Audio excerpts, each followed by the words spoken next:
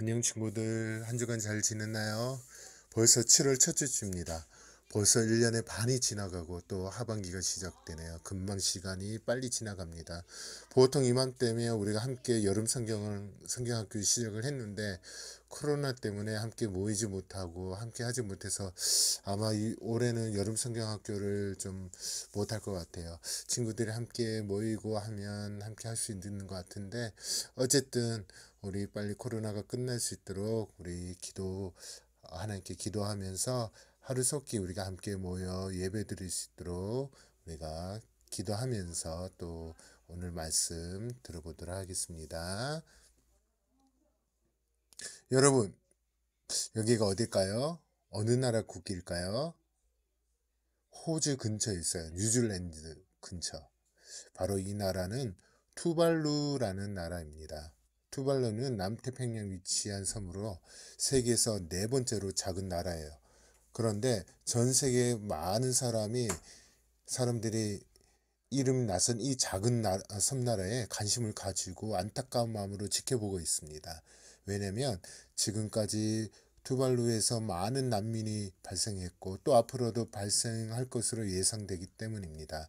난민이란 전쟁, 테러, 박해, 기근 등 여러 가지 이유로 더 이상 자기 나라에서 살 수 없어서 다른 나라로 떠날 수밖에 없는 사람들을 난민이라고 합니다. 그러면 투발루 사람들이 왜 난민이 되었을까요? 전쟁일까요? 아니면 종교적인 이유로 박해를 당하기 때문일까요? 모두 아닙니다. 그들이 난민이 된 이유는 바로 기후입니다. 지구온난화로 인해 남극과 북극에 있는 빙하가 녹아서 그로 인해 바닷물이 많아졌습니다. 그래서 투발루의 섬들이 물이 차올라 점점 사람들이 살 자리가 없어진 겁니다. 앞에 보이죠? 이것도 물이 점점점 차올라 가지고 모든 것이 떠내려가서 지금 이렇게 사람들이 도와주고 있는 장면입니다. 투발루에는 9개의 섬이 있는데 현재 2개의 섬이 물에 완전히 잠겼고 나머지 섬들도 점점 물에 잠기고 있다라고 합니다. 투발루 사람들은 지구의 기후가 너무 뜨거워져서 난민이 되었다고 합니다. 그래서 많은 사람들이 그들을 안타깝게 여기며 돕기 위해 다양한 노력을 하고 있습니다. 이렇게 지구 온난화와 같은 자연재해로 삶의 터전을 잃은 사람들이 기후 난민이라고 합니다. 투발루 사람들은 전 세계에서 처음으로 기후 난민이 되었습니다. 그리고 지금도 세계 곳곳에서 지진과 해일, 홍수와 가뭄, 사막화로 인해 어쩔 수 없이 정든 고향을 떠나 기후 난민이 점점 많아지고 있다는 것입니다. 지금 우리는 지구 온난화라는 심각한 위기를 맞고 있습니다. 그런데 이게 전부가 아니에요. 지구 온난화 같은 환경의 위기뿐만 아니라 지금 뭐죠? 예, 코로나 바이러스. 이 바이러스로 인한 전염병의 위기, 그리고 강대국들이 가지고 있는 핵폭탄 같은 첨단 무기를 가지고 있는 전쟁의 위기, 자연과 식량이 모자라서 아프리카에 힘들어하는 그런 고갈의 위기 등 많은 위기가 있습니다. 모두 더 풍족하고 편안하게 살기 위해 자연을 무분별하게 사용하는 인간들 탐욕에 대한 결과 때문이죠. 그래서 어떤 전문가들은 머지않아 어떤 이웃이든 간에 세계가 멸망할 것이라고 무서운 예측을 하기도 합니다. 멸망까지는 아니겠지만 분명 이렇게 많은 위기로 인해 우리의 미래는 그다지 밝지 않을 수 있습니다. 그러면 앞으로 세상은 어떻게 될까요? 라고 하면서 사람들은 또 두려워하고 있습니다. 그러나 여러분, 우리 친구들, 이 세상의 일과 관련해서 하나님의 백성이 반드시 알아야 될 것이 있습니다. 어두운 미래에 대해서 두려움과 불안이 가득한 이 세상에서 특별히 하나님 백성, 우리 하나님 자녀된 우리들은 무엇을 기억을 해야 될까요? 자, 그에 대해서 말씀을 한번 보도록 하겠습니다. 함께 읽게요. 시작. 시온아, 여호와는 영원히 다스리시고 내 하나님은 대대로 통치하시리로다. 할렐루야. 다시 한번 시작. 시온아, 여호와는 영원히 다스리고 내 하나님은 대대로 통치하시리로다. 할렐루야. 하나님께서 영원히 우리만 아니라 전 세계 온 우주를 다스리시고 통치하신다는 것입니다. 즉 하나님께서 우리를 보호해 주시고 하나님께서 우리를 인도하신다는 말씀입니다. 이 말씀을 근거로 해서 오늘 마지막으로 구약의 마지막 말씀입니다. 다음 시간에는 이제 신약으로 넘어갈 텐데 오늘 마지막 구약에서 하나님께서 이 말씀을 통해서 우리에게 말씀하시고자 하는 것이 무엇인지 한번 보도록 하겠습니다. 예루살렘 성벽과 성전이 바벨론에 의해 무너지고 남유다 백성은 그들의 포로가 되어 낯선 바벨론에서 살고 있을 때였습니다. 기억나나요? 바벨론. 어느 날 바벨론 왕 느부갓셀이라는 왕이 있었는데 그 왕이 아주 이상한 꿈을 꾸었습니다. 느부갓네살 왕은 꿈에서 아주 크고 빛나는 한 신상을 봤어요. 그 어떤 것도 신상을 무너뜨리지 못할 만큼 크고 무서워 보였는데 갑자기 멀리서 날아온 돌 하나가 신상의 발을 세게 쳤어요. 그러자 신상의 발이 무너지더니 신상이 와르르 무너졌습니다. 그리고는 바람이 불어와 부서진 신상 조각들이 다 쓸어버려졌어요. 아주 크고 견고한, 그래서 영원히 무너지지 않을 것 같은 신상의 흔적조차 없어지고 말았습니다. 잠에서 깬 느부갓네살 왕은 이 꿈이 너무나도 평범한 꿈이 아니라는 것을 느꼈습니다. 하지만 꿈의 뜻을 알 수가 없어서 답답했습니다. 그래서 바벨론에 사는 지혜로운 사람들을 모두 불러 이 꿈의 의미를 해석해 했지만 아무도 할 수가 없었습니다. 그런데 그 당시 바벨론에 붙잡혀온 남유다 백성 중에 한 사람이 있었습니다. 누굴까요? 예, 다니엘입니다. 다니엘은 하나님의 지혜로 왕의 꿈과 그 뜻을 알게 해달라고 하나님께 기도했습니다. 그리고 하나님은 다니엘에게 꿈의 비밀을 알려주었습니다.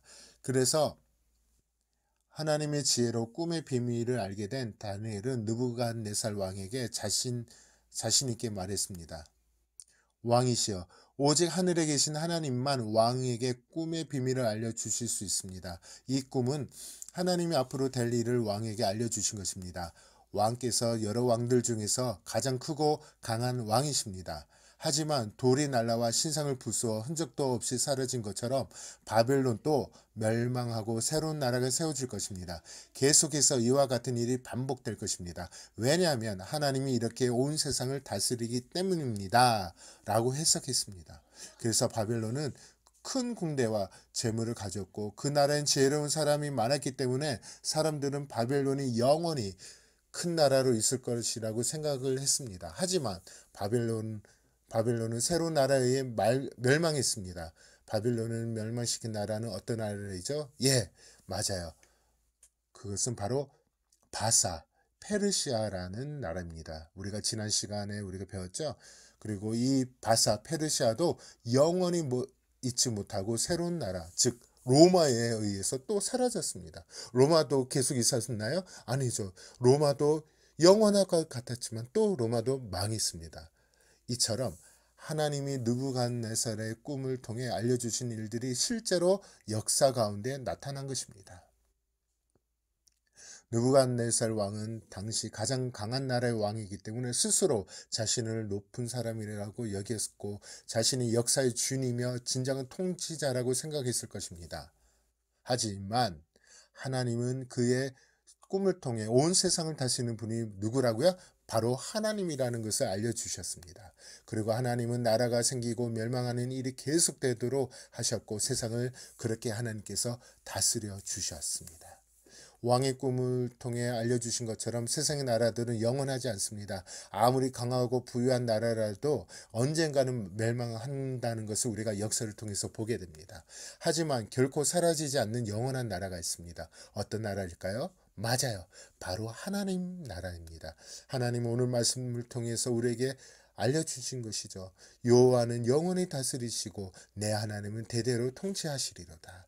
맞습니다. 우리가 눈에 보이는 이 모든 지금은 중국, 미국이 그렇게 강대하게 보일지라도 결국에는 이 나라도 역사 가운데 사라질 겁니다. 결국은 하나님의 나라가 곧 예수님이 이 땅에 다시 오셨을 때 진정한 하나님 나라를 통해서 우리가 구원을 받을 것입니다.